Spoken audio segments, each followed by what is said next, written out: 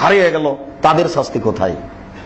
আপনাকে বুঝতে হবে, অবশ্যই কবরের শাস্তি বলতে একটা নির্ধারিত সময়ের শাস্তি, এটা কোনো স্থানের কোনো জায়গার শাস্তি নয়। আনাস রাদিয়াল্লাহু তাআলা আনহু বলেন, রাসূল সাল্লাল্লাহু আলাইহি ওয়াসাল্লাম বলেছেন, ইন্নাল আবদা ইযা উযিয়া ফি কবরিহি, যখনই কোনো মানুষকে তার কবরে রাখা হয়, যেহেতু স্বাভাবিক মানুষের গতি কবরে রাখা, এই জন্য রাসূল সাল্লাল্লাহু আলাইহি সাল্লাম এভাবে বললেন। পরে তিনি আরো বিবরণ পেশ করবেন।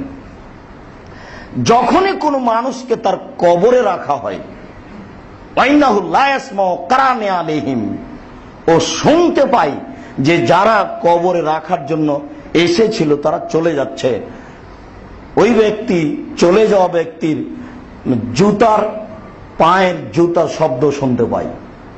কারানি আলাইহিম, তার পায়ে যে জুতা স্যান্ডেল আছে, এই জুতা স্যান্ডেলের শব্দ শুনতে পাই যে লোকগুলি আমাকে রেখে চলে গেল। সম্মানিত মসজিদের মুসল্লি, এখানে দুইটি জরুরি কথা। তার একটি জরুরি কথা হচ্ছে এই যে কবরস্থানে জুতা পায়ে দিয়ে যাওয়া যায় না, এ কথা ঠিক নয়।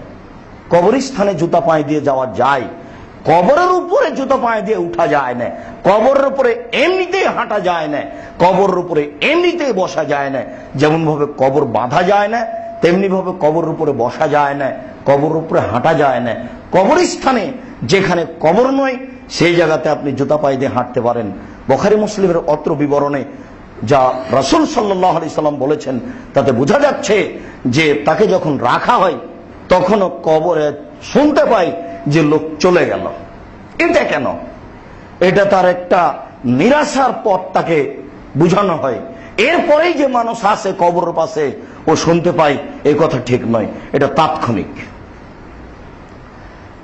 বুখারী মুসলিমের আরেকটা ঘটনাতে আছে, বদরের যুদ্ধে যে মুশরিক কাফের যারা মারা গেল, উতবা, সাইবা, ওয়ালিদ বিন মুগীরা, এদের লাশকে যখন কালিবে বদরে একটা গর্তে টেনে নিয়ে এসে জমা করা হলো, তখন রাসূল সাল্লাল্লাহু আলাইহি সাল্লাম তাদেরকে সামনে করে লক্ষ্য করে বলছিলেন, কি খবর, তোমাদের সাথে যা ওয়াদা করা হয়েছে তা পেয়েছো কি?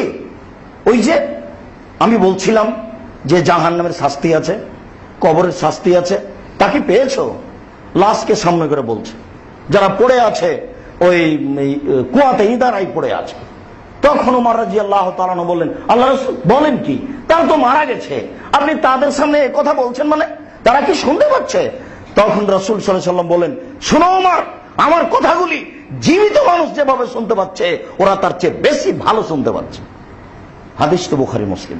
আল্লাহ তাআলা বলছেন, ইন্নাকা লা তুসমাউল মাউতা, আপনি মরা মানুষকে শোনাতে পারেন না। সম্মানিত মসজিদের মুসল্লি, এটা হচ্ছে তাৎক্ষণিক। এরা ছিল রাসূল সাল্লাল্লাহু আলাইহি ওয়াসাল্লামের সবচেয়ে বড় শত্রু। তাদেরকে মরার পরেও অপমান করা একটা উদ্দেশ্য ছিল। এই জন্য রাসূল সাল্লাল্লাহু আলাইহি সাল্লামের কথাগুলিকে তাৎক্ষণিক শোনানোর ক্ষমতা তাদেরকে দেওয়া হয়েছিল। মরার পরে মানুষ কথা শুনতে পায় না, তবে কবরে যখন রেখে চলে যায় তখন মাত্র বুঝতে পারে যে সবাই চলে গেল। পরবর্তীতে আর মানুষের কথা বা কোনো কর্ম বুঝতেও পারে না, শুনতেও পায় না, এই কথাই চূড়ান্ত।